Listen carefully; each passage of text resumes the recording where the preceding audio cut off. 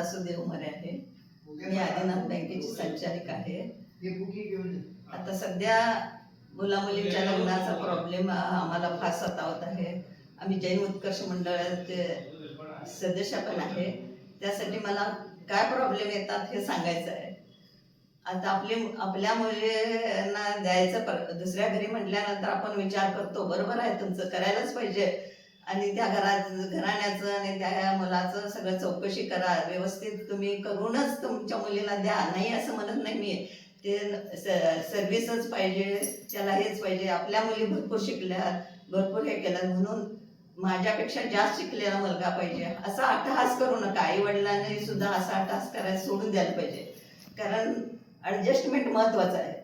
Adjustment केल्याशिवाय कुठली गोष्ट घडत नसते.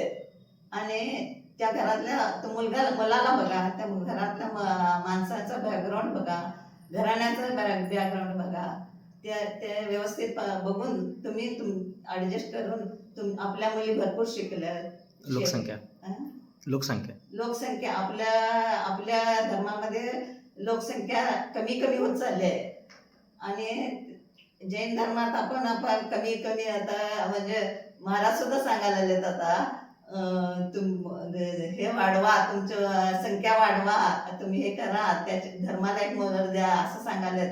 त्यातून आपण वाढवायचं तर आपण सोडलोयच आता आणि हे करत बसलो. त्याच्यापेक्षा आहे त्यातच व्यवस्थितपणा बघून हे करून ॲडजस्ट करून तुम्ही तुमच्या मुलींना द्या. आणि आपली मुलगी त्या घरात जाऊन त्या घराचं कसं व्यवस्थितपणा कल्याण करेल, त्या घराण्याचं नाव कसं करेल, या अमुक घराण्याची मुलगी केल्यामुळे ह्या घराचं कल्याण झालं असं लोक नाव घ्यायला पाहिजे, असं आपली मुलगी वागेल, असं आई वडिलांनी ते संस्कार करून तुमच्या मुलीला चांगलं घराणं बघून द्या. आणि नुसतंच अट्टहास करून तिच्यापेक्षा मोठा आणि जास्त शिकलेला पाहिजे असं अट्टहास सोडून द्या.